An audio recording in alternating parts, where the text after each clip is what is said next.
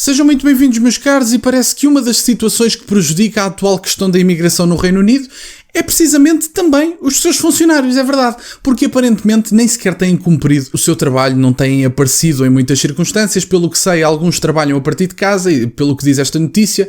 No entanto, os 2 dias obrigatórios que têm em escritório, eles raramente aparecem. Venho então mostrar-vos esta notícia que também explica muita da preocupação que os atuais governos têm com a questão da imigração e explica também, diga-se de passagem, que é muito mais difícil, e esta questão do público e do privado pode ser um debate, e as parcerias público-privadas podem ser o intermédio entre o assunto, porque, como sabem, despedir um funcionário público é uma coisa muito complexa. E, portanto, vamos ver, então, no que é que isto deu, vamos ver porque é que estas pessoas não aparecem, e podem ser uma das razões pelas quais a Inglaterra tem a imigração como tem, e outros países na Europa também. Vamos então ver aqui esta notícia, onde é dito que o controle de fronteiras do Ministério do Interior está fora do escritório. Trabalhar em casa prejudica a segurança à medida que aumentam as travessias de migrantes no canal no verão. Um e-mail que foi tornado público mostra um alto funcionário do governo britânico a dizer à unidade de imigração que poucos dos seus funcionários cumprem a política de comparecimento mínimo de 2 dias por semana, de acordo com o The Mail on Sunday.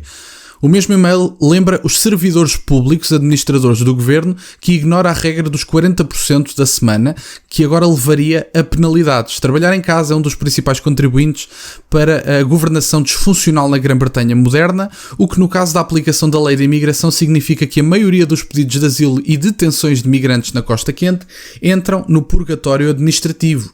Os críticos apontam que os arranjos atuais não são páreo para traficantes de pessoas, para quem o clima quente e ameno fornece condições ótimas. Em contraste, trabalhar em casa prejudica a produtividade e a moral, apesar dos recentes aumentos salariais para o blob de Whitehall. E, portanto, há aqui muitas coisas que podem ser ditas e convenhamos. Estas questões dos funcionários públicos, eu não digo que são todos, obviamente que não são todos, mas todos nós conhecemos neste país, e aliás, Portugal é um país que tem demasiados funcionários públicos, quer dizer, tem perto de 1 milhão de funcionários públicos, quando na verdade 800 mil, 700 mil, uma coisa desse género, quando o país tem 10 milhões, 11 milhões de pessoas, portanto é completamente ridículo, é 1/10 do país como funcionários públicos. E portanto, obviamente que os funcionários públicos são necessários, obviamente que não são todos os que trabalham mal, no entanto, é muitíssimo difícil, do ponto de vista de custos, despedir um funcionário público. E essa dificuldade no despedimento, que também é importante referir, impede que a produtividade seja crescente, porque no setor privado é muito mais fácil despedir uma pessoa. E eu não estou a dizer que, quer dizer, a solução para isto é as pessoas terem o medo de serem despedidas, não é isso. Eu não quero que as pessoas também fiquem numa situação de tal maneira desconfortável que não seja saudável estarem no seu local de trabalho, não é nada disso. Mas toda e qualquer pessoa, todo e qualquer funcionário público tem presente, e eu não digo, mais uma vez digo, não digo que sejam todos, mas os funcionários públicos têm todos presente a dificuldade que é despedir um funcionário público. E, portanto, essa dificuldade e esse impedimento financeiro de fazer um despedimento impede também que haja maiores exigências naquela que é a produtividade do funcionário. Porque, quer dizer, se o funcionário dificilmente será despedido, por que raio é que ele haveria de se esforçar mais? É uma questão que deve ser tida em conta na questão dos funcionários públicos, e por isso é que eu acho que não deveriam ser tantos, ainda para mais num país como Portugal. Acho que são excessivos, e não é que não devam existir, mas devem ser recompensados os que produzem mais, porque também, quer dizer, se produzem mais têm que ter um incentivo para isso, ninguém vai ter mais produtividade se não tem um incentivo monetário para isso, mas também, quer dizer, as pessoas que não produzem, que estão única e exclusivamente agarrados ao seu emprego para manterem e não querem fazer nada de jeito e não querem produzir, também devem ter a possibilidade de ser despedidas, é o que eu acho. E portanto não é só a questão dos despedimentos, é também motivar quem produz, é o que eu acredito. E portanto temos então aqui, embora os imigrantes ilegais e traficantes de pessoas nunca tenham visto as coisas dessa forma, o governo anterior de Westminster também começou a ficar com medo. Diante dos custos astronómicos de escritórios vazios, os servidores públicos foram pressionados a passar pelo menos parte da semana no local. No entanto, depois da derrota eleitoral dos conservadores no mês passado, os membros do novo gabinete trabalhista reafirmaram o compromisso com o trabalho flexível, onde os chefes admitem que estão a lutar para impor a sua própria política de comparecimento, gerou perguntas no Parlamento. O governo ainda não fez a revisão das orientações existentes ouvintes sobre o trabalho em casa. O Governo está comprometido em apoiar os indivíduos e empresas a trabalhar de maneira que melhor se adapte às suas circunstâncias particulares. No domingo 12 de agosto, o Ministério do Interior informou que mais de 700 migrantes cruzaram o Canal da Mancha usando pequenos barcos, o maior total diário desde que Starmer assumiu o cargo. Portanto, convenhamos, a questão não é só a implementação da lei, não são só as leis que estão erradas, falo tanto das leis da nacionalidade como da imigração, não são só as leis, não são só os problemas fronteiriços, não é só a União Europeia, até porque, convenhamos, no país em causa estamos a falar de um país diferente, não é? Portanto, não é só este conjunto de coisas, é também o conformismo de muitos funcionários públicos que são destinados a fazer isto.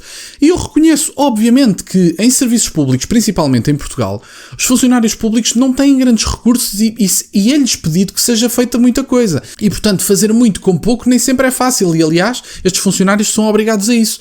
Mas convenhamos, se o Governo tem tantos funcionários públicos, muitos deles que não produzem, alguns deles que nem comparecem aos mínimos de comparecimento, que é pelos vistos 40% da semana, segundo percebi, não cumprem os mínimos, quer dizer, têm que ser afastados, tem que haver represálias. Se as pessoas se sentem impunes para fazerem o que querem, sobra-lhes tempo, não aparecem no escritório mesmo isso sendo obrigatório 40% do tempo, e até se nota um decréscimo na produtividade, quer dizer, por que raio é que estas pessoas devem manter o seu cargo e devem continuar a servir o país com dinheiros públicos? Quer dizer, eu acho que é importante falar sobre este assunto, principalmente sendo o meu público português e sendo eu português. Nós temos demasiados funcionários públicos em Portugal. A massa do Estado é demasiado grande. E isso também tem uma explicação, porque quer dizer, pessoas que dependem do Estado não vão criticar o seu patrão, não se vão opor ao seu patrão. E, aliás, quanto mais funcionários públicos tiverem, maior é a facilidade de angariar votos. E eu não digo que todos os funcionários públicos votem PS ou votem PST, não é nada disso. Mas quer dizer, é muito mais fácil votar nesses partidos para a manutenção do cargo dos funcionários públicos. E, portanto, eu não estou aqui a fazer críticas a todos os funcionários públicos. São pessoas que produzem, são pessoas necessárias. Funcionários públicos fazem falta ao país, obviamente que sim. Funcionários públicos produtivos e, obviamente, que devem ser garantidas condições para as pessoas, meios, etc. N de coisas devem ser garantidas que atualmente também não são. A verdade é só essa.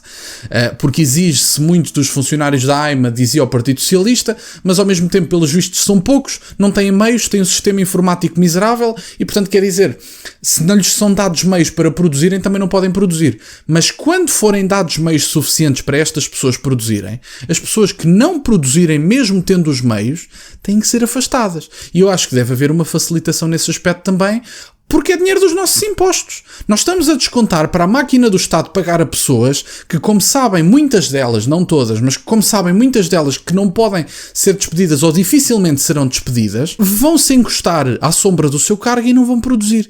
Isso não é bonito, é um gasto imoral dos dinheiros públicos, diria mesmo.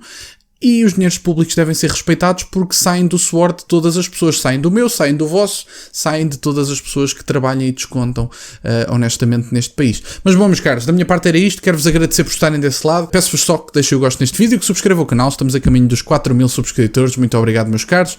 Tem as minhas redes sociais e o MBA na descrição, para o caso de quererem fazer alguma doação. E nunca se esqueçam, meus caros, questionem tudo. Até à próxima.